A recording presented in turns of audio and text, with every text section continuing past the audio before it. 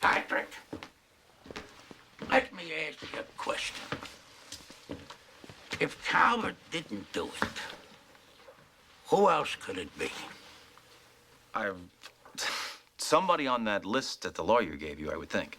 Okay, but let's assume for just a moment that it was Calvert's missing gun that fired the bullet. In that case, if Calvert didn't do it, who else had access to the gun? The help. I would have said the wife before the help. You're probably right. I mean, the help, no motive that I can think of, but the wife, she had a motive. Wouldn't she be affected if her husband lost the lawsuit? You would think so?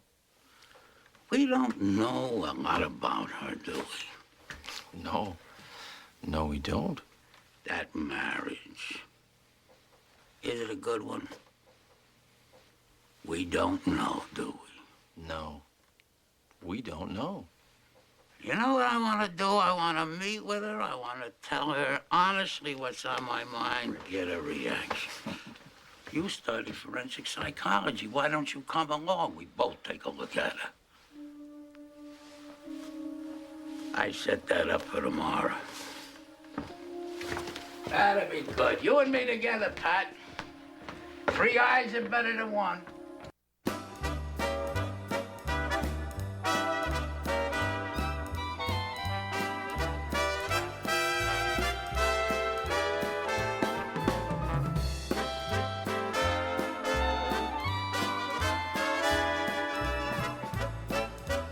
Greetings, Columbo fans. Welcome to the opening of Season 8 of the Columbo Confab podcast. This is Sean. And this is Steve. And Steve, we are on episode... Yes, Sean? We are on episode 36. Do you know what this means? That we're one away from 37? We are just a hair over halfway finished through all the episodes. There are there are 69 in all, unless you count the Mrs. Columbo episodes, which I don't know if we're going to cover those ever, but so halfway through.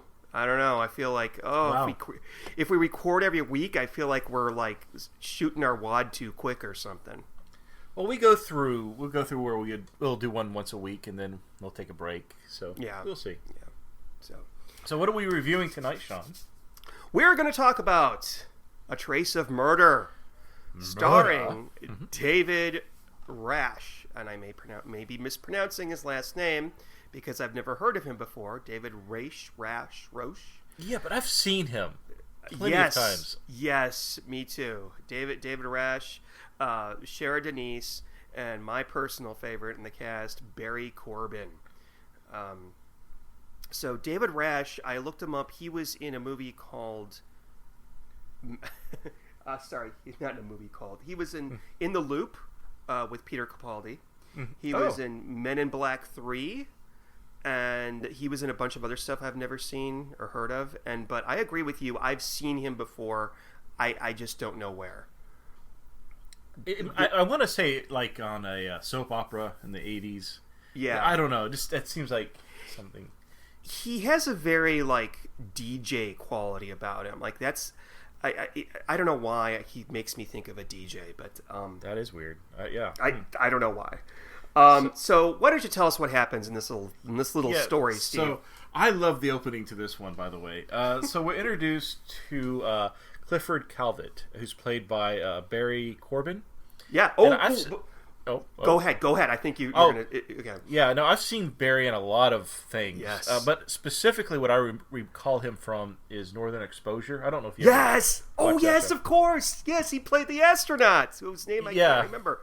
And I've seen him here and there, but I don't think Barry acts anything besides Barry. You know what I mean? He's always the same guy. Definitely. He was There's nothing wrong with that. He's a very entertaining person to watch. My favorite film role of his, have you ever seen No Country for Old Men? No, I have yet to see that. So there's a scene at the end, and he plays the guy that lives alone with a whole bunch of cats in Texas. Actually, I kind of just sort of describe myself almost. But yeah. So go ahead with the plot. Tell us all about Clifford. Okay, so Clifford is in a hotel bar. Apparently, it's the only place he can smoke his cigars. And by the way, that's going to be a huge plot point for this episode. So he's having a martini. Looks like he's having a good time. I wish I was there with him. Yeah, I know. He's getting served by Mario from the video game. Big Italian with a mustache. But so he's going on and on. And the thing about Barry, I wonder if the stories he tells, I should not refer to him as Barry, Clifford. I wonder if this is ad-libbing or if this was actually in the script. But I love these kind of off-the-cuff comments and stories he goes into.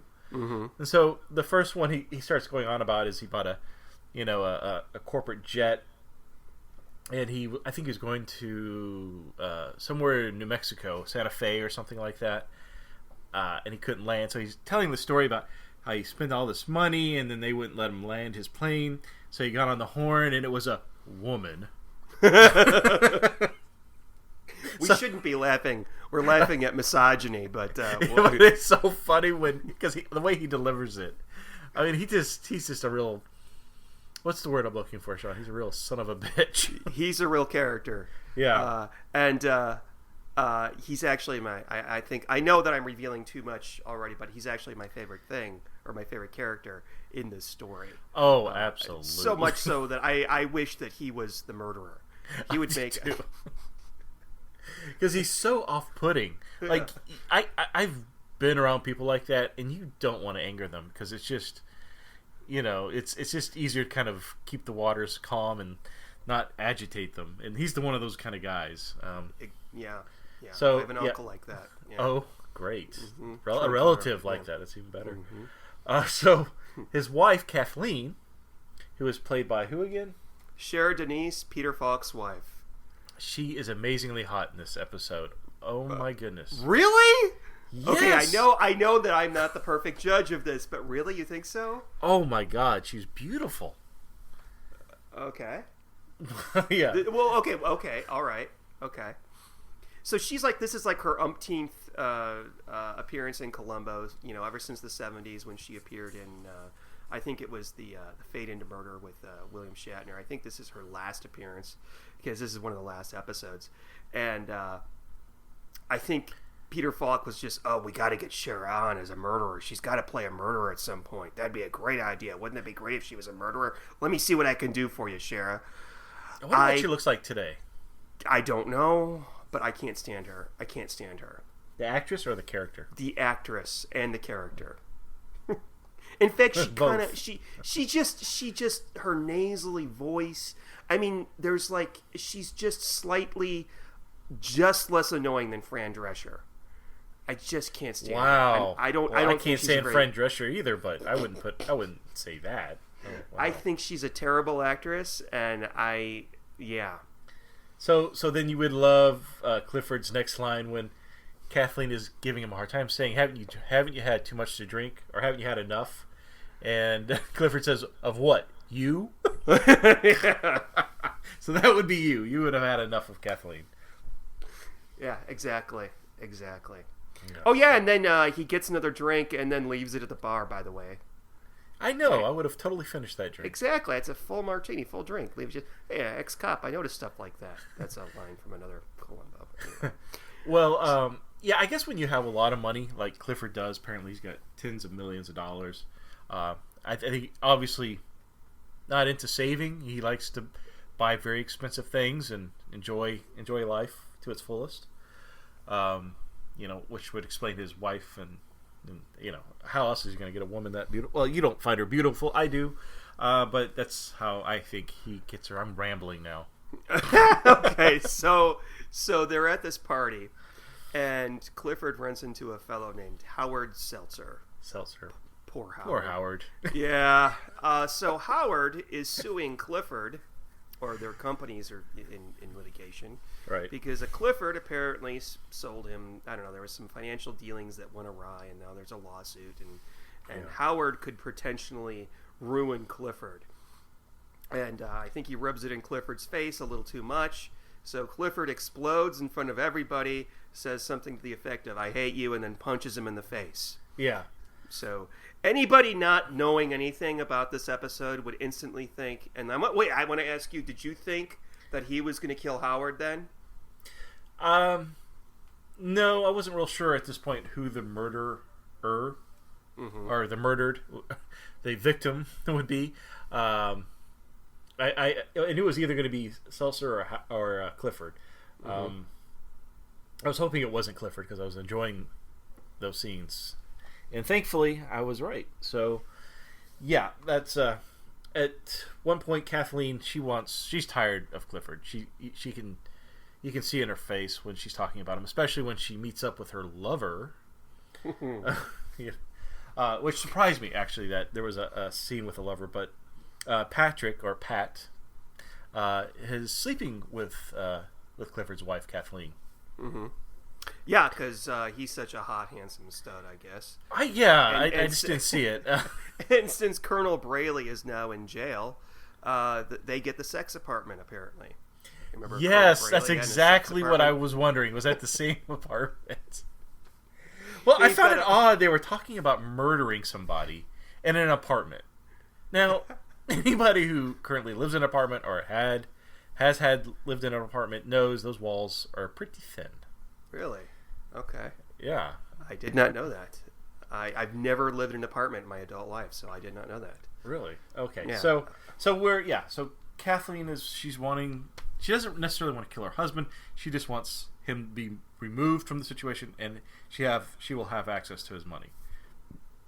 So naturally, Patrick, which we don't know who Patrick is at this point, just some random guy she's sleeping with, just telling, "Oh, you can't do that because you'll be the first suspect." The spouse is always the first, which is true. And so she comes up with the idea of killing poor Howard Seltzer. And it's like when she tells this to Pat, it's like a light switch. Like, he's against it, and you're starting to think, oh well, he doesn't want to get involved in this kind of nonsense. He's just happy screwing around. He even says that to her. I'm happy with how it is. I'm not. We don't need to change anything. And as soon as she says that, a light switch gets changed in his mind, and he's like, and he has a smile on his face, like, yes, let's do it. Well, if I could murder an innocent person I know nothing about, I'm on board. Yeah. Oh, we're introduced to his Swiss Army knife. Oh, yes. Oh, okay. Okay, let's talk about this because I just want to talk about the composition of the scene, okay? So we have a close-up of him reaching over to get his Swiss Army knife with the corkscrew to open a bottle of wine, and then she makes the comment, "Well, are you ever going to get a proper corkscrew?" And he says, "Oh, this will work fine." You know what I call that? I call that murder she wrote-itis. Whenever there's just some irrelevant thing mentioned, it's going to come up as a clue later on. That's what I thought of that. And lo and behold, I haven't seen this in years. I forgot most of it. I thought, oh, that's going to be a clue. That's going to be a fucking clue. And of course it is. Yeah. So they're going to kill Howard and frame Clifford. So so Patrick, and by the way, I am calling him by his first name because that's what he's called throughout most of the episode, Pat or Patrick, shows up at poor Howard's beautiful house. He's got a perfect home for a bachelor. It's everything's brown and wood and leather and all that. He's really like the house. One cat. Yeah, one cat. There might be more cats. We don't know. But Patrick makes up a story about, oh, my daughter's sick. My car phone is down. Can I come in and use your phone? He actually does a really good job of fooling poor Howard. That he shoots him dead in his living room. Poor Howard. Yeah. Some things happen in that scene. So when Howard opens the door for Pat, the home alarm goes off. Mm-hmm. Oh yeah, clue. Yeah. I like how Pat is fishing. His conversation is fishing to find out if anybody else is in the house. It's like, oh, do you have any kids? You have a wife? He's asking these questions. They don't seem like they're leading to it, but he's, oh, you must have a lot of maids because this house is so big. And he goes, "Oh no, I only have the one." And he goes, "Oh, I guess she's not working today because she would have come if she heard the door, right?" And he goes, "Yeah." And he pulls out the gun and shoots him. Yeah. As soon as he finds out there's nobody else at the residence, he does it. Yeah, and he picks up some. He uses a little. I don't know what you call that kind of vacuum. Yes, I forgot what those were. Dustbuster. Dustbuster. A dustbuster. Yeah. Or there's some of them. They were called a shark, but I think that was a dustbuster. He vacuums up some of the cat hair, and puts it in a little file. And he also clips off a piece of one of Clifford's cigars and puts it in the ashtray. Yeah. No ashes. Just yeah. Let's rewind. So, actually, how he got the cigar and the gun, which is actually Clifford's gun. Oh yeah, that's right. It's from Kathleen. She takes that stuff, and then she's going to do a handoff so that he will have it. That way, there's no connection of him being in the home or anything like that. I did like the scene where they're at the breakfast table, Kathleen and Clifford. Oh yeah. And she's trying to get his attention, and he's just ignoring her. And she's trying to make sure he's going to show up to the wedding at 7, or I forget what time it was. Was it 7? I can't remember. But she just wants to make sure that he is going to be there on time, because this whole thing is going to fall apart if he's not going to be there. So he gets up. He's had enough with her. What does he say? He goes, "Yammer, yammer, yammer." He just does not want anything to do with her.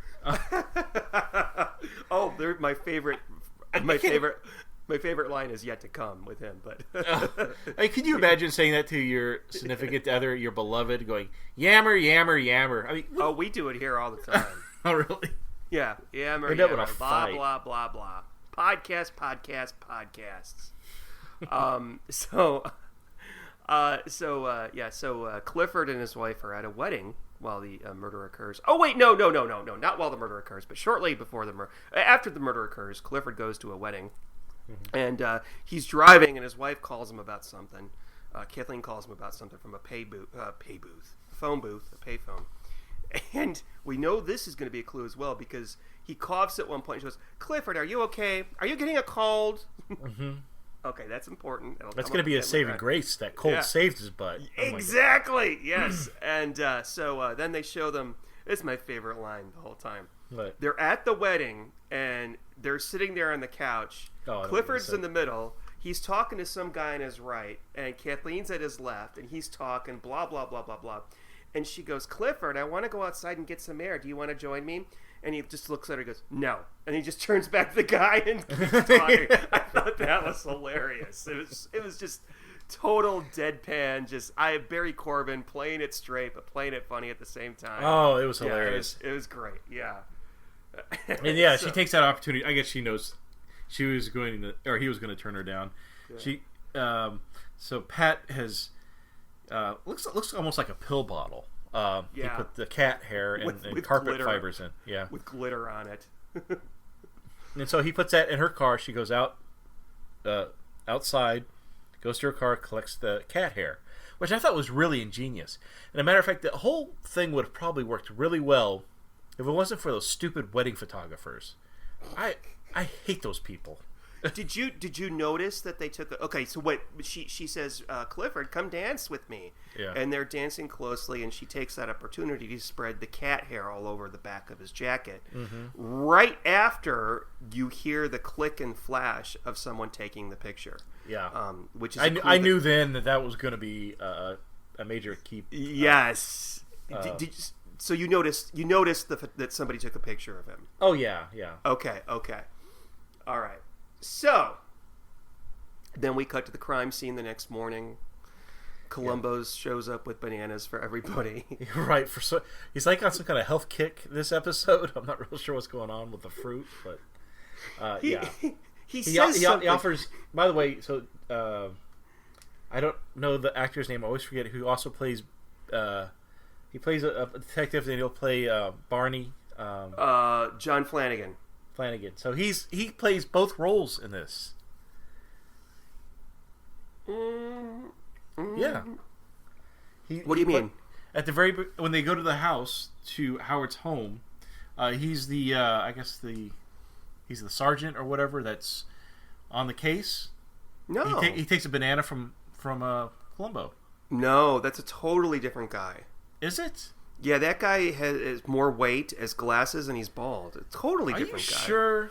I'm absolutely positive. John Flanagan has played detectives in other episodes, older episodes. But no, I'm looking at it right now. That's not John Flanagan. I thought it was. Oh, well. No. And the lady, okay, I had to write this down. The lady from the security company is there to explain to Columbo how the alarm went off, which was an accident, and then it went off again a few minutes later, and that's when the cops showed up and found the body. And this lady... Oh, and he let the cat out. Oh, let's say, also remind everybody, he does let the cat out. Yeah, he lets the cat out. And it's one of those bitchy cats, too, with those long hair, like, meow cats. Like, her name is Bobby Culinary. Yeah. I remember the first name, Bobby. Yeah. Which we don't see her in another episode or another scene. Bobby Culinary. Oh, and by the way, I forgot to mention that when Pat shoots Howard Seltzer and Howard's lying there dead, Cat couldn't give a shit. Why? I wanted to ask you, it actually leads me to a question, since you're a cat owner, multiple cats owner. So, if you were to be shot dead, how long would it take before your cats would start to eat you? I believe it's 2 days. Oh, that's okay. Oh, I thought it would be literally like as soon as you stop moving, they would no. Start munching on your fingers. I actually one time, and I'm not joking, I pretended to have a heart attack one time. To see You're what one my of those cat would people. do. Yeah, and the cat just stood there and stared at me. I mean, he didn't come up to me and nuzzle me. He didn't walk into the other room. He just stared at me. So I hope that means there's some concern about my well-being. I don't know. He's just saying if you're breathing so he can eat you. He'd probably start with your fingertips. Okay, here's a fun fact about that question that you asked me. You know the lady who played Aunt Bee on the Andy Griffith Show? Funny, I've been watching stuff on her on YouTube. Okay, go on. Okay, so she was a big cat person. She supposedly owned like a whole bunch of cats, and she died alone at home, and allegedly the cats ate her, or ate part of her. Oh. That's according to Gilbert Gottfried. It's probably not real. Probably not. So back to this thing. So yeah, where were we? Cats eating, bananas. Bananas. Yeah. So Patrick, we finally were introduced to Patrick.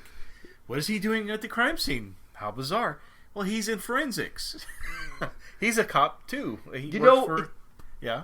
So that's cool. That's actually it's actually a pretty cool twist. It's really neat. But I wanted to ask you something. When you're watching this, the first 15 minutes or so before Columbo appears, did it bother you that we really didn't have any backstory about Patrick? It seemed odd. Yeah. Yeah. And of course, all that it fills in the gaps when he shows up at the crime scene, and we learn that he's a forensic expert. But yeah. Yeah, he knows he thinks he knows how a police officer will do the investigation, what clues are necessary, and as he puts it to Kathleen later, he doesn't want to be put clues in front of Columbo with a heavy hand, because he knows that would just draw attention to them. So he's trying to be very careful with how the clues look. I mean, what he did with the cat hair. He planted a tip of a cigar butt. What else did he do? I think that's it. The cigar, the cat hair. Used the 38 caliber pistol that Clifford used, even though he threw that away. But he did set it up. Yeah. But at the crime scene, he realizes that the cigar tip is missing from the ashtray. Yes. And that causes that's the first, I think, tip off to Columbo that what is he looking at? Because he's obviously very distracted. You know what else bothers me too, and they never bring it up, that if Clifford was really there and smoking a cigar, you would be able to smell it. Wait, no, but nobody points that out. That's not a clue, because nobody knows at that point that there was a cigar there. But later on, anyway, I'm sorry, it doesn't. Yeah, because that would have hung in the air. Yeah, like that other episode, Agenda for Murder. Okay, so so Patrick and Columbo are introduced, and what else do we learn in that scene? There's a lot in there. Well, Patrick is surreptitiously trying to look for the cigar tip, and he's also making small talk with Columbo. They haven't met yet. Patrick was, I guess, teaching at the university, and then he, joined the force. Even though later on he mentions that he's been on the force for 15 years. Next thing we know, you would think he would have heard of Columbo or exactly. That's the phenomenon. That's the anomaly of Columbo, isn't it? Yeah. That he should be famous, but he's not, because he should be like Sherlock Holmes by now. But no, he just... And Patrick does lead Columbo along. Like, oh, have you thought of talking to the lawyer? Or have you thought about, seeing if the gun match... Like, he's trying to push Columbo in the right direction. You know what? I just realized something. You know who the actor reminds me of that plays Patrick? You know who he reminds me of? He reminds me very much of the actor William H. Macy. That's who I can't think of what that is. That is the guy from Fargo. The guy. Yeah. I can kind of see that. I mean, he's in a whole bunch of shit, but I could see him playing this part, but he doesn't quite make the. He doesn't quite fit the lover archetype. Yeah. But so Columbo goes and visits with Howard's lawyer, and I like that he's eating an egg. Yes. Now it's weird. I think out of all the shows we reviewed and ones that I've seen, I have yet to see Columbo eat an egg. I know that's a thing with him. Mm-hmm. No, was it one where he bashed against a trash can? Maybe we did review. We did talk about that one, yes. But I haven't seen it very often. This may be the second episode. I know he does it more. Oh, there's one where he taps the hard-boiled egg against the murder weapon. We haven't done that one yet. Do you ever eat hard-boiled eggs? Yeah.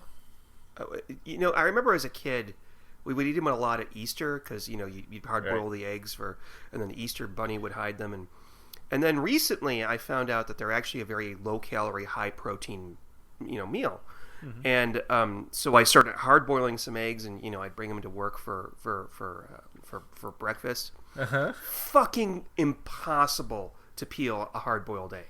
It's like a 15-minute exercise in futility. Yes. You're doing it wrong then, because it only takes a few seconds. I'm telling you, I looked up YouTube videos. I'm like, what am I doing wrong? There's a thing where you can put a little water in a glass and then put the egg in the glass and shake there's a curse on me that I cannot peel a hard-boiled egg. So anyway, I don't know. What's the issue? Well, I don't understand how that can be difficult.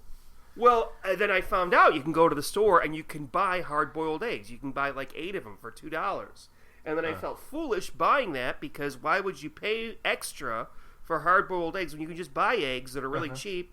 And I don't know. I don't know why I'm on this right now. Perhaps we should talk about A Trace of Murder. Yeah. Because that is so much more interesting. So Columbo talks to the lawyer, who I found she to be very off-putting. She's a lawyer, of course. Of course, okay. Yeah. Coming from a lawyer's mouth there. Oh no, I notice stuff like that all the time. That I love it. It doesn't affect me at all, but I love it when media paints lawyers with a very dark or discriminatory way. That's not the correct word, but there's in Jurassic Park. Who's the first one that gets eaten? It's the lawyer. Yeah, he runs away and hides in the porta potty. Yeah.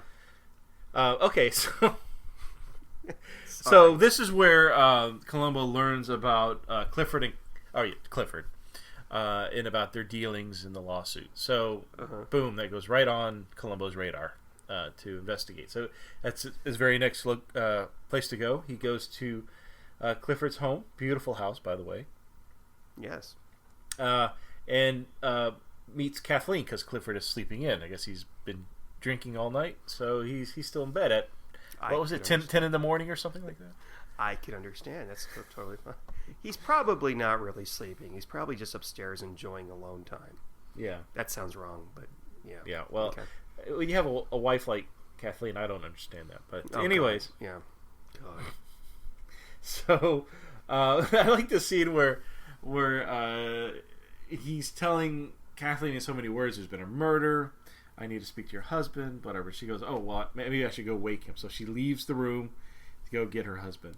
And this is when Columbo notices a bowl of candy.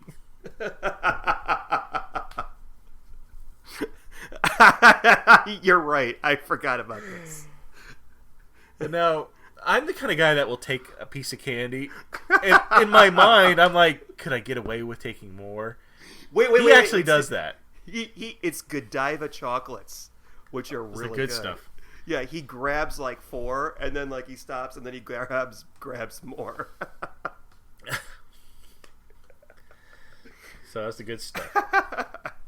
Yes, that was very good. Which is weird. Like I didn't laugh about it at the time, but yeah, you're right. It's awesome. Yeah. So he finally gets to meet Clifford in all his glory, in his nice red silk robe, With his night stockings pulled all the way up to his knee. I did notice that. And so Columbo tells him, you can tell right away what kind of guy this Clifford guy is, and he says something like, "I'm just going to ask a few questions, and I'll be out of your hair." Of course, Clifford is bald as a cue ball. I mean, there's a lot of little zingers in this episode like that. Yeah. Yeah.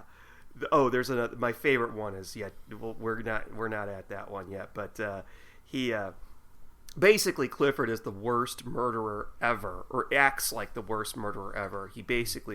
Clifford says right away, "Oh, Howard's dead, thank God. I had a run-in with him the other night, punched him flat on his ass." And Kathleen's loving it. She even tells Pat over the phone later how he was himself and it was perfect. But that would make him like it's perfect, but it's not perfect because he's smart enough to not act like that if someone's been murdered, or maybe he's double bluffing. I don't know. And of course, Columbo brings up, "Do you have a gun?" "Well, I do have it. It's right here in the drawer. It's missing."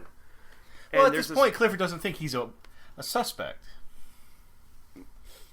Well, yeah, and that's sort of when he realizes that he might be a suspect. But he does this thing. He makes a comment like, "Well, we had a lot of help recently that I've had to let go for stealing, and also we had our kitchen redecorated." And he looks for one split second. Yeah, he looks at her, and then he goes, "And there were workmen in and out of the house." You know what that's all about. That's some racist Mexican shit right there. Right. Oh, God, he is. And that's what's wonderful is that is, that the way that line was delivered, that is Barry Corbin. That is not Clifford Colvin. So, yeah. Wow. So, yeah, and then Columbo then excuses himself. And is this where he steals? No, wait, Clifford gives him a Cuban cigar. Yeah. And no, he doesn't steal the cigar butt yet, right? That's later. Mm-hmm. But anyway, so he That's correct. excuses himself, and he tells Clifford and Kathleen that it's the first day of a homicide, and the first day is always murder. So dumb. I loved it. Oh no! He was zinging him out. I laughed out loud too. Like Columbo thinks he's telling like a really great joke, but it's a really stupid joke. Mm-hmm. Like it's a stupid dad joke. Yeah, it is a stupid dad joke. Yeah. But yeah, it was a good scene. I really enjoyed it because Clifford and Columbo are really kind of sizing each other up at this point.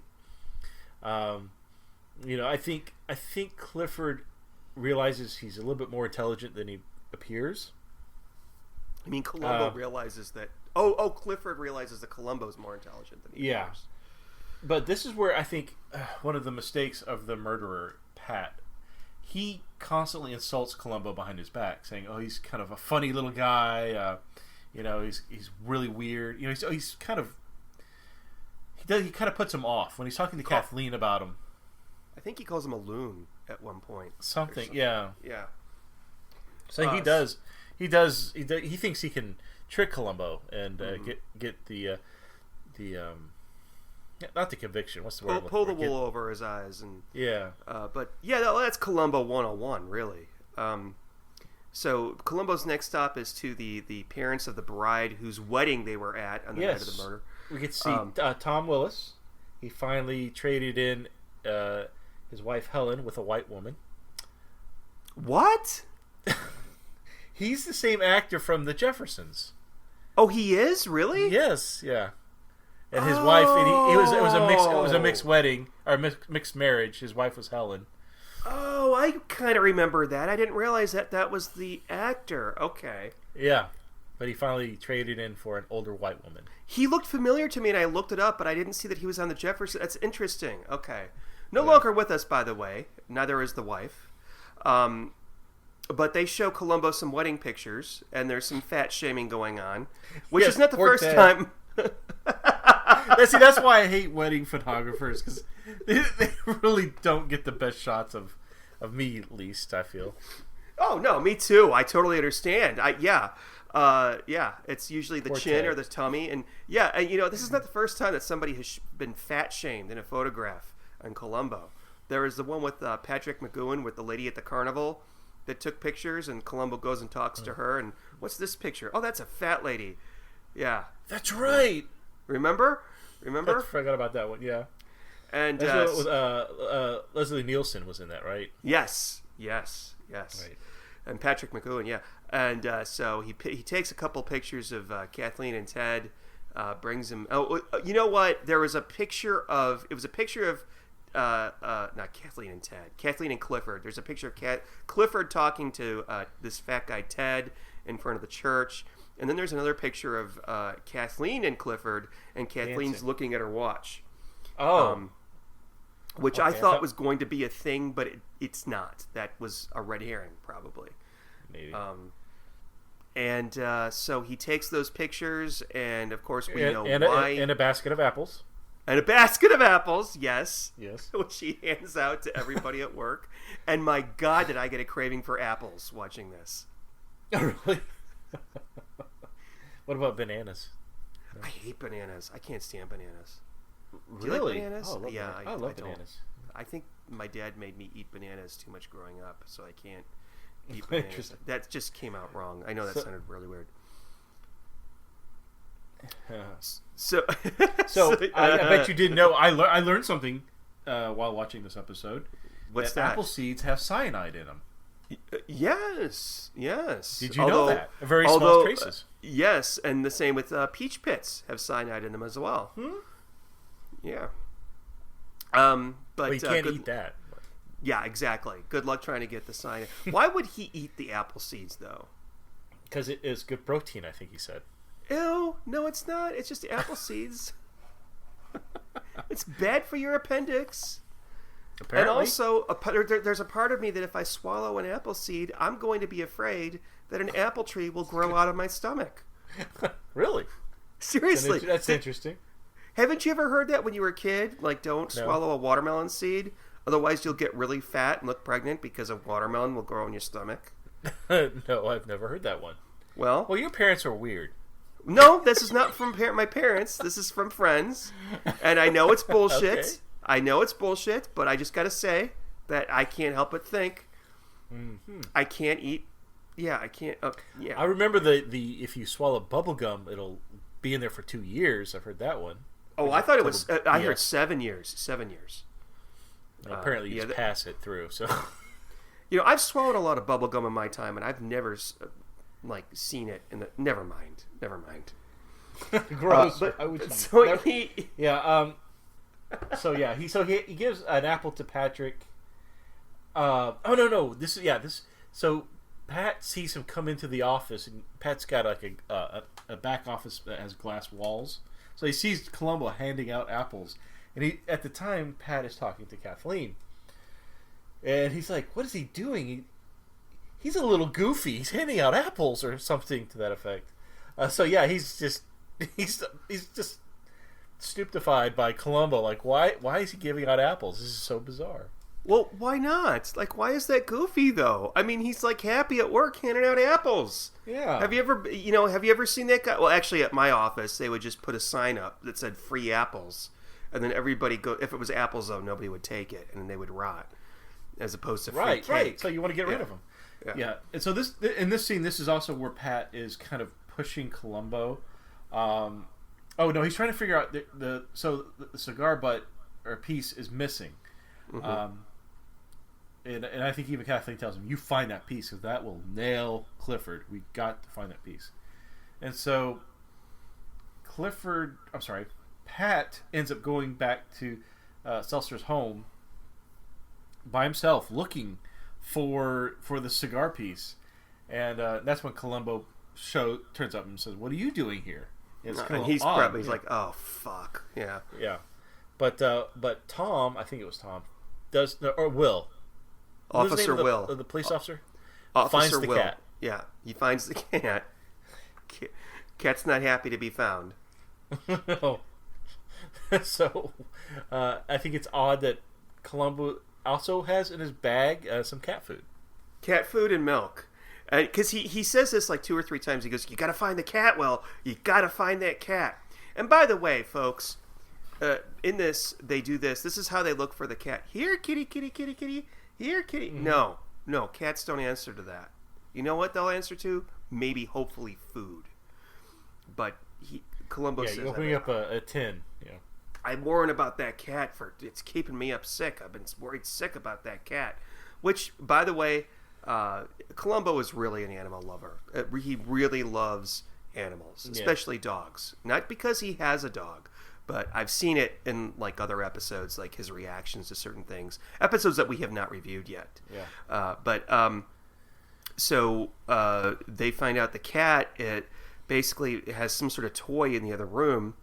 The cat goes up to a closed door and he's sticking his paw underneath the door. And somebody says, "Oh, he probably lost a toy."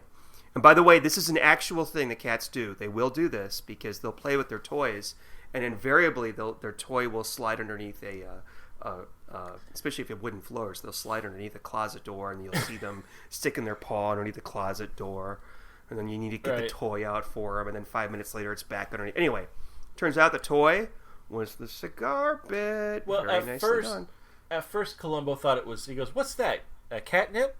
And I'm thinking, if I saw a little tip of brown on the floor, catnip's not what I'm thinking. Yeah, that's not what catnip looks like. But yeah, so the cat, and now that because Columbo had to have that cat, he had the cat was the only witness to the murder. So that I don't know what the cat would describe. The cat's not going to tell him. Yeah. I forgot to mention, by the way, at the murder scene, Howard's house. Apparently, he inherited Milo Janis's telephones because his house is so big. He's got one of those old-fashioned telephones with the buttons with the lights on it. Did you notice that? Anyway, okay. So the cigar thing. You're right, but maybe they fixed the buttons this time, so no. Yeah, so they actually work. And the guy's got 2 telephones in one room. One in one corner and one next to the couch. That was a little weird. It's these little things. This is what you see when you're watching it as we're talking about it, because that scene's up right now. We're talking about it literally almost as it's happening in front of you, folks. That's how I... Yeah. Anyway, okay, go ahead. So again, once they find the cigar, Pat is relieved. And this is enough. He convinces Columbo this is enough to do a search warrant, right? Mm-hmm. So they go. So they go. So Columbo gets a bunch of officers. And they go search Clifford's home.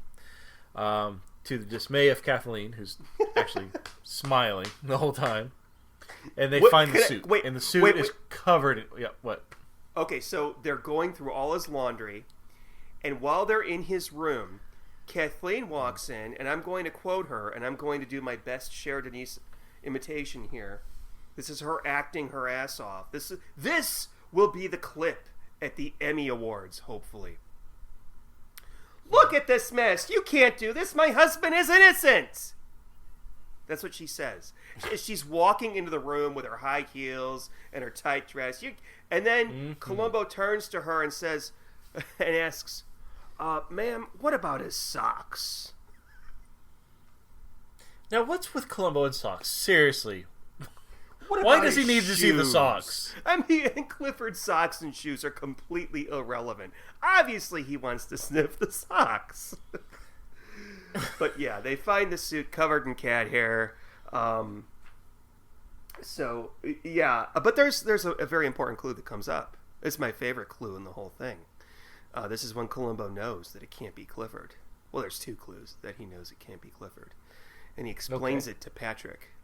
He explains that the location of the mini mart where Clifford stopped to get cough drops after the murder, Clifford would have had to commit the murder, drive 5 miles south to the mini mart, and then drive north to where the wedding was. Why would he do that? Okay, so it's a good clue because he's got the time. Because of the search, they find the receipt that says the time that the purchase was made. Obviously, the mini mart, and so it's a good clue. And he explains it to Patrick, and Patrick says, and just he's acting so guilty, but I don't think. He's speechless. He doesn't know what to say. He says, well, maybe the murderer was in shock. Mm-hmm. He didn't know what was going on. I don't know, but that's. But I think it's important to note that Columbo, as far as I'm concerned, does not suspect Pat at this point. No, not at all. As a matter of fact, he's talking to Pat because he's thinking, oh, it's a guy I can bounce my ideas off of, and talk things out. And so he's in confidence, talking to Pat, hoping that will help the case. I know it's what's actually interesting about this episode, and it's unique in this way, is that the last one we talked about was Prescription Murder, where we both agreed that he knew it was Dr. Fleming even before he saw the guy, or actually right when he saw Dr. Fleming walk out of the bedroom or wherever it is. And the fact, or I'm sorry, when Dr. Fleming came into the apartment.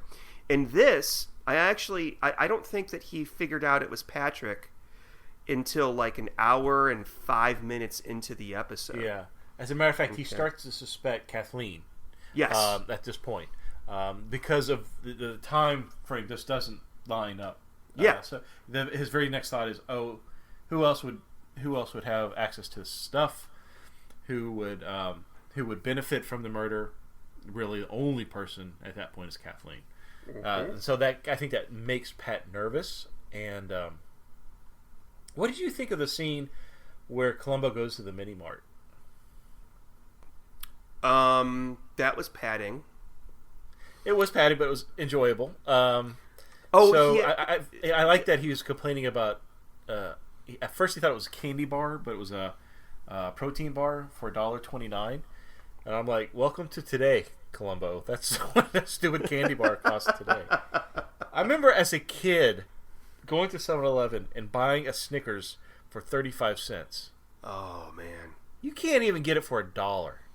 That's nuts. Of course, I don't eat that anymore because I can't. But yeah, you grew up. Yeah. Oh, the days when you could just eat a fucking candy bar without any guilt. Anyway. And then I love the all the cigarettes in the back. And I didn't notice that. I didn't notice that. And then the magazine rack that was in the background. And I'm pretty sure there was probably some Playboys and Penthouse letters in that section. You remember going into 7-Eleven and they would have like the Playboys, but they'd have this like black little plastic sheet covering the front of the magazine so you couldn't see it? They still do, because they still sell those things, except they sell them behind the counter. Where? I think. They do. If you go into a gas station or something, don't they sell it behind the counter? Do they still sell those magazines? I don't know. I don't think so. I don't know. Because everybody. Why would you? Yeah. Right. Exactly. The internet. Who needs it? Actually, best joke about that. Watch the movie Little Miss Sunshine. Great joke about that. But anyway, yeah. So this is the deal. So Columbo figures out it can't be Clifford. Not only does Clifford act like the guiltiest man on earth, why is he acting like that? But he drove south 5 miles after committing the murder, allegedly. Also, we see the picture. I don't remember when this is brought up. I think it might be brought up later. But the picture that was taken of Clifford at the wedding, there is no cat hair on the back of his jacket. It's the picture with Fat Ted. Yeah. Yeah. Now, I thought about that, and I realized if Clifford was there to kill Howard, how the fuck is he going to get cat hair all over the back of his jacket? Right.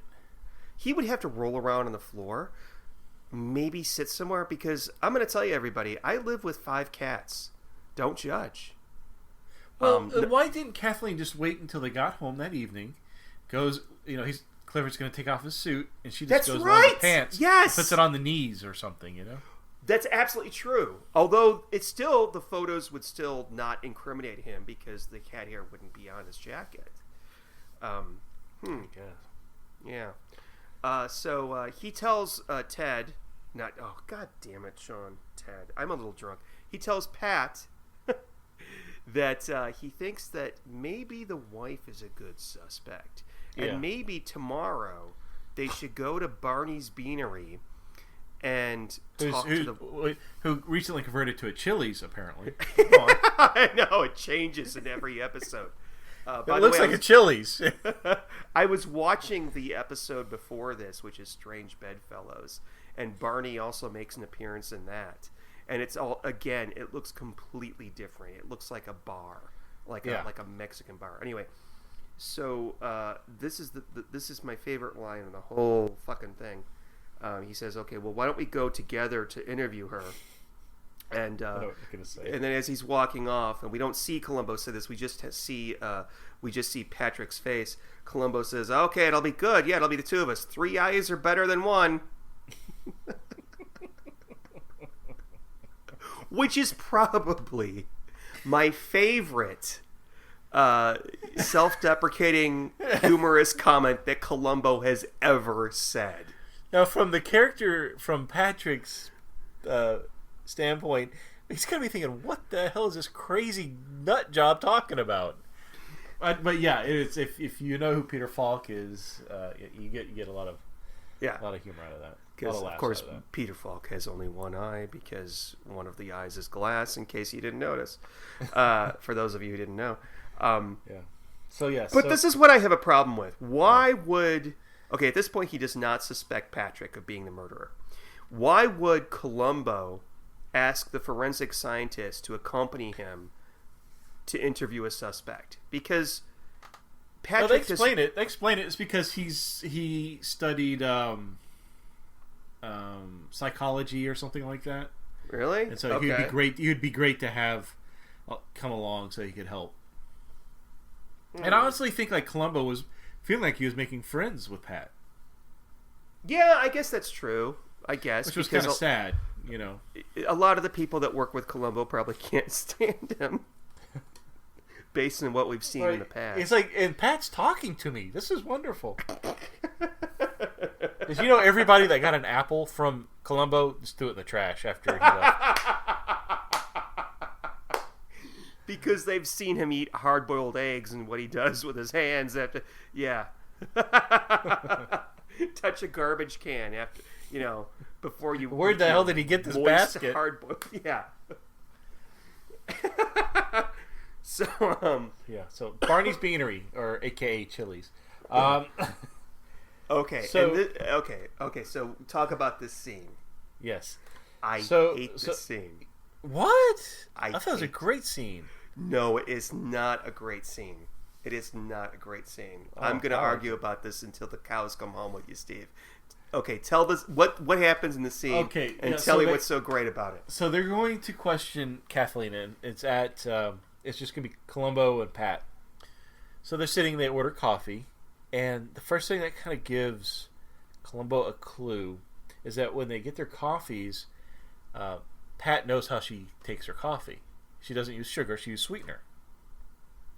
Mm-hmm. And as a matter of fact, Columbo's in mid-sentence talking to Kathleen. I don't even know what the heck he's talking about. But he sees that and he stops. And he's got to excuse himself because he's got to process what he just saw. It didn't make any sense.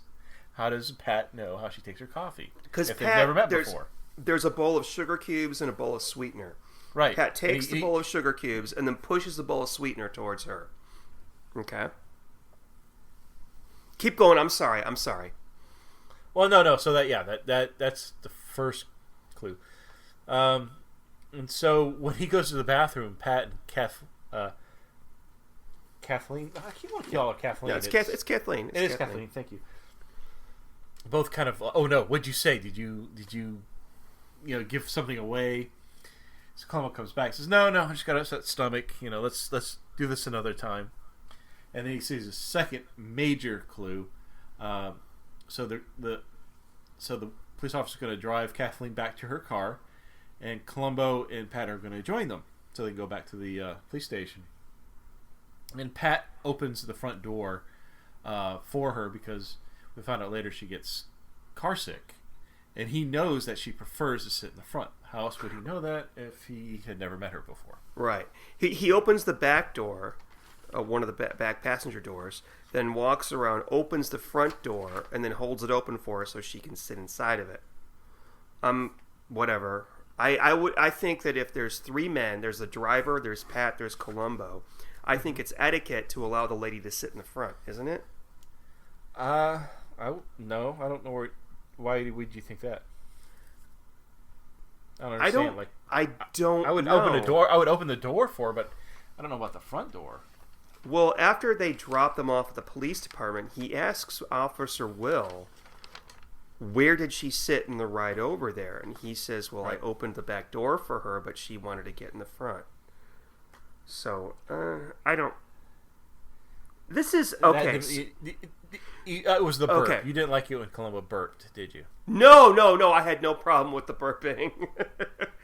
That was funny. But you said this is a great scene. Tell me why this is a great scene. Well, no, because it opens up. It breaks the case for Columbo. Now he knows Kathleen is somehow involved, and her accomplice is Pat. Yeah. And I just like his reaction. I guess his reaction to the situation. Okay, this is my problem here. Okay. Is that not so much with the car door, but with the sweetener and the sugar. Yeah. And again, with the when I was talking about the corkscrew from the Swiss Army knife, this is Murder, She Wrote-itis. Okay, what they did was we see there's a close up of Pat taking the sugar bowl and then pushing the sweetener towards her. Okay, and then there's music, and then cut to Columbo looking gobsmacked. Now, when you saw that, did you know what he had seen and what he was thinking? No. Really? Okay, I'm sorry. Okay, I mean... Wait. No, I'm sorry. Did you ask, did I see what Columbo saw? Yeah. I don't remember, I guess. Because the fun of it is that you're supposed to not see what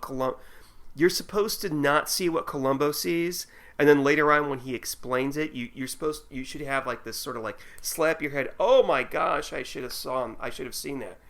But in that scene, it's just so obvious with the way the music is and the way that it's edited that this is an important clue. Pay attention to this.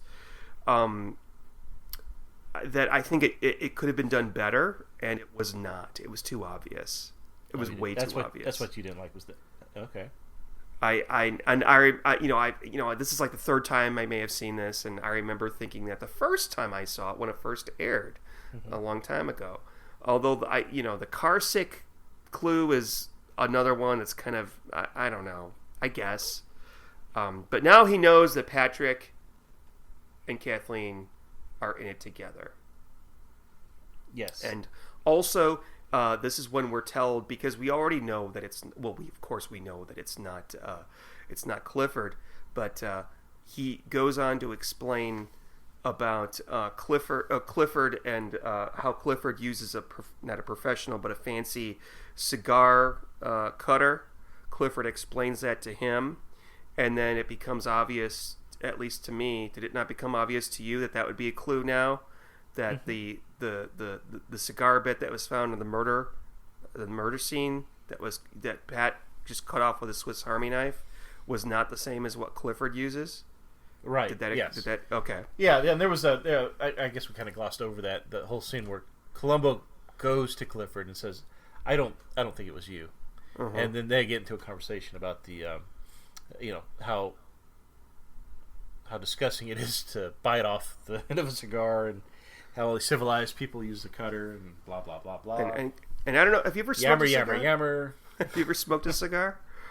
Yes, I kind of had a couple, but I'm not really into them. You? Me too. I actually enjoyed it, and I think that Clifford is absolutely right. Because to bite off the end of a cigar is disgusting, because all those little bits get on your tongue, and yeah. But oh, you know what? There was actually in that scene that I found interesting was, so when Clifford gives Columbo that cutter to put on his key ring, which funny. There's a point where I think Clifford is starting to respect Columbo a lot more. Yes. And so Columbo is just saying, let's go over it again. I know you already answered these, but let's just, bear with me. And so he says, where were you at what time? And Columbo would say, and then he would answer, and then Clifford would answer the question, and then it was like, and then.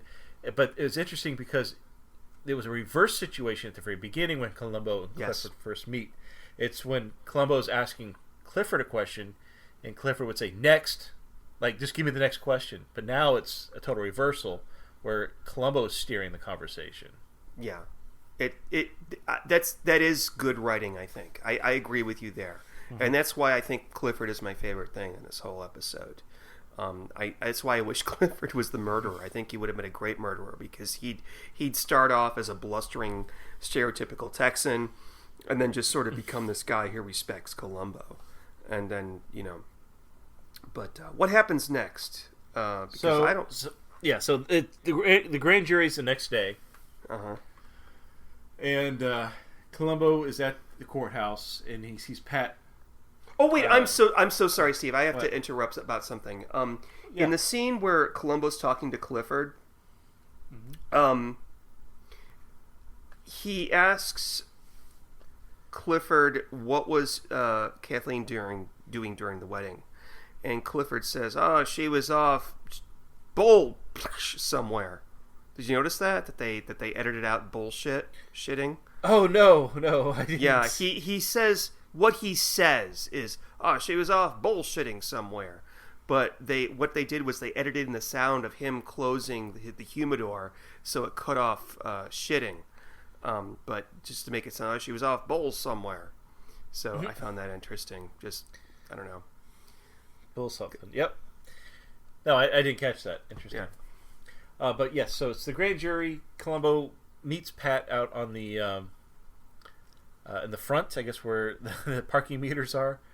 At this point, he tells Pat, I don't know, I think he's lying at this point, because there's definitely a lot of bullshitting going on in this scene. He says, "Oh, the grand jury's been postponed, and it may be there's been new evidence, blah blah blah." I wonder if it's still going on, but he's just saying that to Pat to get him to get nervous.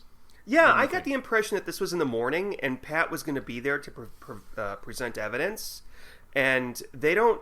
Well, wait a minute. He was able to show the photos to the DA, and the DA was so convinced from the photos that she canceled the grand jury, I guess. But do you really think so? Because she wasn't listening to him earlier.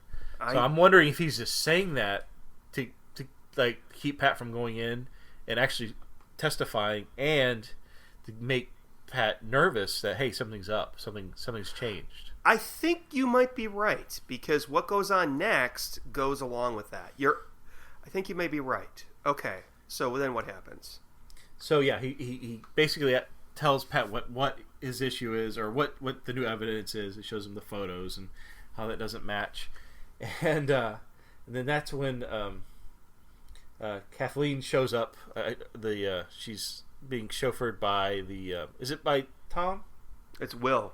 Will. Oh, I don't want to keep calling him Tom. I don't know, but yeah, Will drives her up, and he I think he's. I'm trying to remember the exact dialogue, but he goes to her and says, "You see that guy over there? Don't look at him. He's indicted. Don't stare. Yeah, he's saying that you committed the murder or something like that, and bullshitting his way through the whole thing." And And I love that kind of you play it off each other. And what he says something, he says, "Oh yeah, he's going to testify against you," and she says, "That son of a bitch." And he goes, "You got that right." Because then he goes back to Pat and says, "She's going in to talk to the DA to testify against you that places you as the murderer," and he says, "That son of a bitch," and he goes, "You got that right." I just like how he played them both. Sorry.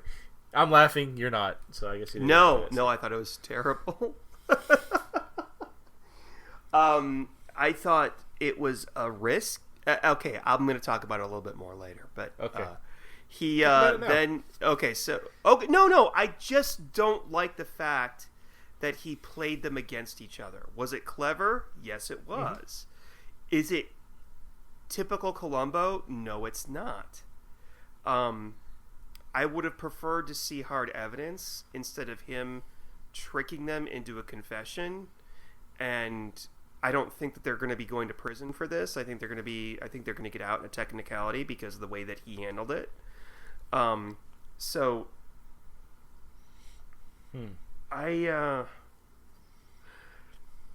then we go to Barney's Beanery, where instead of Columbo explaining to the murderer murderers how he knows they did it and how he can prove it, he explains it all to Barney and to the guys working at Barney's Beanery how he knew that they did it and how he can prove it.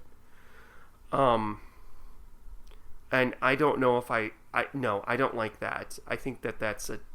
Well, yes, the end was horrible. It almost felt like they stopped filming and they go, "Holy shit, we got 5 minutes to fill." Yeah. So they picked up at Barney's Beanery where he recaps that scene. And he also says everything that we already know. And by the way, I'm going to retract my statement about the sweetener and the sugar, because when we see that, we are not shown a close up of Patrick doing that. It's actually a far shot, but we do see Columbo look down at the table and we hear the music. Maybe it was because when I first saw that I noticed it, but I'm not sort of blowing my own trumpet and saying how clever I was when I saw this. But I'll talk a little bit more about that. But yeah, the last 5 to 10 minutes of this was him recapping all of the things that we already sort of knew already that he used to that was I didn't like the solve ending. it. Yeah, no. And there's no what's the word I'm looking for? Démouton? What's that word? I don't know. I'm drunk. There's no okay, murderer, here's the proof that you did it. There's no sort of closure. There's no all right, we're taking him away. There's no, like when we did on Lizzie Lies the Crown and the murderer turns to his wife and says, "What you and your father had for me was nothing." Oh, you wanted a confession. That was not a confession. That was bullshit. That was, I did not feel... I liked it because I think Pat this whole time was thinking Columbo was an idiot. And I think he is literally dumbfounded that how he thought he was in control. He knew what the police were going to look for, what the investigation style, what the information they needed. He was leading Columbo along, and the whole time he misjudged Columbo, and I think he was just speechless. So you're saying that this whole time, unlike some other murderers, oh my god, what did I do? I screwed up. But there's no we don't see a realization of that at one point. We don't have that realization, and unless you count the scene where Columbo shows him the map and explains why did Clifford drive south and then north after committing the murder. Are you saying that Patrick just assumed Columbo was an idiot the whole time, and there was no just a slow realization that he was dealing with a genius? We don't have that realization, do we? I think that's, to me, I thought that was in the final scene with him being speechless. I guess. Okay. Yeah. Well, I just felt like there was maybe something missing after that scene. Like we could have seen like both of them looking at each other and being like, remember at the end of Death Hits the Jackpot with Rip Torn, and the wife comes in at the end and she says something and then he just says, "You fucking bitch." Oh, she doesn't say fuck. He calls her a bitch though. Something like that would have made me feel more complete watching this. So. yeah. Okay, but I think we're both in agreement that we did not like the last part with Barney's Beanery. That was totally misplaced. Yes. So, you ready to review? Yeah, I'm ready to rate this fucker. Okay. So you were texting me while you were watching this that you were coming up with a list of numbers you thought I would pick. Do you want me just to give you what that number is, or do you want to throw them at me? We'll have, let's see, 1, 2, 3, 4, 5, 6 possible numbers. Okay. I'm Okay. sure you must have picked one of them. Let me see. I think you want to rate this out of 38 because he was shot with a 38 caliber gun. Because what? He was shot with a 38 What was caliber the 38 gun. from? A 38 caliber gun. Oh, yep. That's a good one. Okay, that's wrong. Okay, all right. Okay, That- I have more. I have so- others. Okay. Can I guess? I just want to see if I can. I have 5 others. Can I try? I'll just. I think you're going to rate this. How many out of a dozen? As in a dozen protein bars. Okay, that's interesting. That's not it. Okay. I think out of 15, because that's how long Patrick was working on the 15 years working on Homicide. Oh. Okay. out of 3, because 3 eyes are better than 1. That I was actually seriously considering that. Okay. Shit. This is Wait. more, No, I got 2. This is more obnoxious. You know, it's sad though. I wrote it down, but I can't remember when it was said, so I can't describe to you. So I'll give you the number. All right. So what would you rate? 183. Because it was Mini Mart 183. What would you rate this out of a dime? Oh yes, because Patrick tells him, well, if your wife lost an earring, you just need to vacuum. That's right. It was in the dime. And then I couldn't remember where I got dime from. Okay. Yeah. That's right. Yeah, he vacuumed up the dime from the because yes, the fictitious Mrs. Columbo lost her earring, so no earring actually would have ever shown up. So when Columbo did try, he sucked up a dime. Okay. So, what would I rate this out of 10 cents? Yeah. You went first last time. I know this for a fact because I edited the episode the other day. Okay. I rate this. We have now watched 36 episodes of Columbo. This is the worst one that I've seen out of the 36. I don't like this one. The worst. All. This is the worst. This is the worst. Uh-huh. There may be some that come close that we haven't watched yet, and they're not 90s episodes. But what I don't like about this one, and I'm not... I've watched many of these multiple times. I know what's going on. But my feelings after watching this the first time when it was originally aired remain the same now. I'm going to tell you that there's episodes like No Time to Die that when I first watched them I hated them. Now watching them for this, I feel differently. What I didn't like about it when I first watched it was so predictable, extremely predictable. I don't like when I can guess what the clues are going to be as they show them, and that's what we see throughout most of this. Okay, the cigar, the cat hair, and the photos and everything. It was so predictable. I didn't like the fact. Obviously, I don't like Cher Denise. My opinion of her did not improve with this. I didn't like the murderer Patrick. It's not that I didn't like the fact that it wasn't like he was an asshole or anything, but he's not a conventional Columbo murderer. He's not an upper class or upper middle class dude. He's just a dude that happens to work with Columbo. And it was almost like it was a gimmick. Like, like, oh, look, we're going to stick this in, and whoa, he works with Columbo, whoa. And I just think this was a shitty, wow, badly written episode that I would... Okay, and people who say, well, if you don't like it, why don't you go out and write one yourself? I seriously think I could write something better than this. Or I could take this script and rewrite it to make it better. Or I would love to see Barry Corbin be the murderer.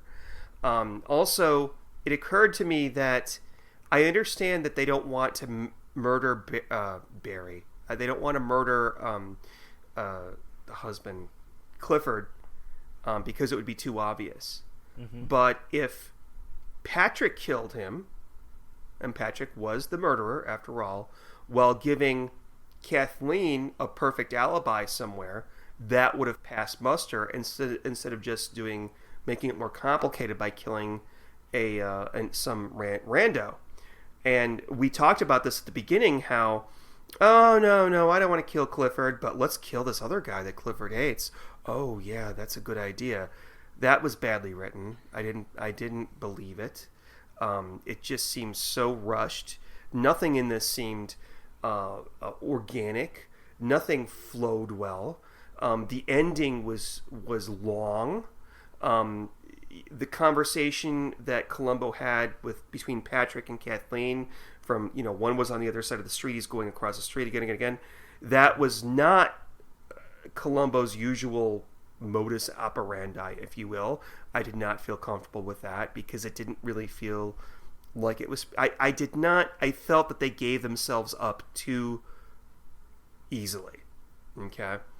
And it just didn't gel with me. I think that this is probably, I didn't sit here and hate it like I was watching a really bad episode of Doctor Who or something, but it just, it's so weak. It's so bad. And I'm going to give it 2 cents out of a dime. Wow. Yeah, I really don't like this at all. And I knew as soon as the Wig and Wheel, the 90s, picked it, I remember not liking it, and my opinion did not change as opposed to some of the other episodes that we've watched. So, yeah, this was weak. This was weak. This was predictable. This was for old people who. Yeah, this is for the Murder, She Wrote crowd. I make fun of Murder, She Wrote and all that, and there's a lot to make fun of there, but this was, yeah. So you go ahead and rate it, and I'm really surprised. I think you're going to have a different opinion than me, but okay. Well, thanks for calling me an old person, because I enjoyed this very much. Are you kidding me? It's not. I wouldn't give a perfect score. Out of 10 cents, I'd give it, I think, 8 cents. Is a good score here. I enjoyed it. I didn't have a problem with it though. I think where I take off marks is going to be the last 5-7 minutes where they go back to Barney's Beanery. That was wasted. That was just stupid. If they would have taken that away, that would have been perfect. But I really enjoyed it. I think what made it so entertaining for me was the performance of Barry Corbin. I thought he was wonderful. Just a really fun guy to watch. I didn't have a problem with Sharon Denise as you do. I kind of want to go into that a little bit more. You really dislike her, so I'm a little curious to what that stems from, but. I don't like Cher Denise in this for much the same reason that I don't like her in a lot of the other episodes that she's in. I think, and this is not really fair, her whiny voice. I think she's not the best actress. I've seen worse, but I've seen many actresses that are better. I want to Exhibit A, the scene when they're searching through Clifford's clothes, and she walks into the bedroom and says, "Columbo, you can't do this. This is a mess. My husband's innocent." It's terrible. I mean, her delivery is really bad. Bless her heart. I know that her and Peter Falk were very much in love, but I really do feel that this may have... I feel like maybe Columbo... This is not a fact. This is just me hypothesizing. Perhaps that Peter Falk wanted her to be the murderer in It's All in the Game instead of Faye Dunaway. And then somebody said, Peter, we could have Faye Dunaway instead of your wife, because Faye Dunaway is a better actress. And then, so later on, well, can we have her on as a murderer in some other episode? And they just pulled out the script that she could star in as a murderer or a co-murderer. And you know what? She wasn't even the main murderer. She was the accomplice. And that I don't like. Yeah, I felt like she was almost tacked on to the script. I felt that despite how much I didn't like David Rasche's acting in this either. Well, no, his acting was okay for what it was. He wasn't given enough. I felt that he could have carried it on his own. So I just felt that she was, I dare say, overused in this episode, that we could have used less of her. But like you, though, I really enjoyed Barry Corbin. Everything that Barry Corbin was in this was perfect. And I almost wanted, instead of him going and explaining to everything to Barney and Barney's Beanery, maybe if he went back to Clifford's office there in his house and explained everything to him, that would be better. And at the end, they both light up cigars. That would be a great freeze frame, roll credits. So this is terrible, and this is just, I didn't hate sitting through it. Maybe I would even raise it up to 3 cents, but this is not good Columbo at all. And I'm sorry that I disagree with you. I feel almost bad. I really thought that you were going to agree with me, but it's okay. It's no problem. This is a travesty. This is like the one that I wish didn't exist. So, wow. Okay. Well, yeah, that's totally fine. So we got some feedback, I understand. Yes, not email feedback, but we got some feedback on the podcast app. Let's see. We have 2 pieces of feedback from Mike K2525. He says, "Love your podcast." Oh wait, Steve, I want you to brace yourself for this next bit. Okay. He gave us a 5-star review, but what he says next might be jarring to you. He says, "Love your podcast, but Mrs. Columbo was totally real." That's supposed to be jarring, huh? For you, okay. Yeah. Okay, so then we have one from Doug, or Mr. E. Doug. This is just from the other day. He says, "What makes a podcast great? Interesting podcasters, check. Interesting subject, check. A fun way to relive your favorite Columbos from new perspectives. And where does Columbo go on vacation?" Steve, can you answer this one? Goes to Mexico. No. Chile, of course. Ha ha ha ha. Steve, I think you told that joke on a Did I? Did I actually tell that one? I don't remember. All right. I want to put this thing behind us. Really, I enjoyed it. Hey, we also actually have Columbo news today.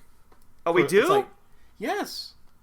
So, the episode "Murder: A Self-Portrait." If you remember the episode, Max Barsini painted a picture of Columbo. Well, actually, the painting was done by a guy, I think Jerry Gerber was his name, and the painting went up for auction, and I think they're also going to sell prints of that painting that Barsini supposedly did. And I can't remember. I was looking for how much the prints were. I can't find that anymore. But I think if I remember correctly, it was like $200, or was it $500? I think it was $500, but that's framed. It's $500 framed or $300 for no frame. Yeah. So and there you go. You said, I think in a text, that they were only selling 20 of them. Yeah, it was like a limited number, but yeah, and I'm gonna say that I may just I'm not gonna, but that's very tempting. It is $500. It's really not too bad, but I don't know how you would qualify it being a limited release, because could they release more in 10 years? I don't know. But still, neat. It's a neat idea. It is a good painting. If you can Google it, and it looks really nice. I actually kind of forgot about that scene in Murder Self-Portrait, but yeah, interesting. I wonder if it's painted by the same person that did that painting of Kramer from Seinfeld. You know the picture that I'm talking about? It does kind of look like that, doesn't it? Yeah. Well, this guy, he did a lot of artwork for NBC, but he did the artwork for Night Gallery. Really? Oh, wow. Yeah. Huh. Isn't that neat? So he was a really accomplished... I think he may have did the original Jaws movie poster, too. I don't know. Huh. But really accomplished guy. Interesting. If you want to go buy it, really you better cool. buy it now. I'm sure if there's only 20 of them, I'm sure they probably already sold out. That's what I was thinking. By the time that this comes out in October, they'll probably sell out. But yeah. Well, it's still news. Yeah. Still, it's news. It's old news. Fake news. Sean, did we want to go ahead and pick the next one, or? Yes, that was going to be my next thing. Steve, could you please spin the swinging wheel of the 70s? Okay.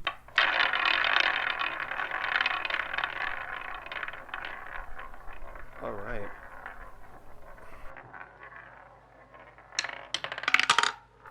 Okay. It's going to be A Stitch in Crime, starring Leonard Nimoy. Ooh, that is a good one. Oh, maybe I could change my mind. You never know. You've seen it, yeah? Okay. All right, so that's it. So we've got 4 more new episodes coming up soon in the next weeks, and so with that, well, hold on, wait. Can I give you a word of advice, Sean? What's that? In the future, when you go and buy toilet paper, make sure you buy triple ply. I know it's more money, but it's well worth it than the cheap stuff. Because that cat is out of the bag. Is this a reference to... okay, anyway, all right. Good night, everybody. Wow! Oh my God, did you watch it? Ugh.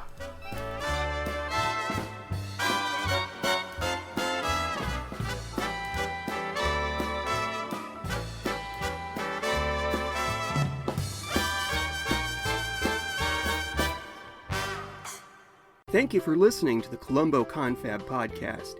To email us with a comment or question, write to columboconfab@gmail.com. Follow us on Twitter @columboconfab, and look for us on Facebook. If you're enjoying the show, please leave us some happy reviews on iTunes.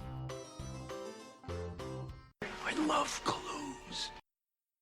Hello, I'm Sean, and I'm the host of the 1001 Movies podcast, based on the book 1001 Movies You Must See Before You Die.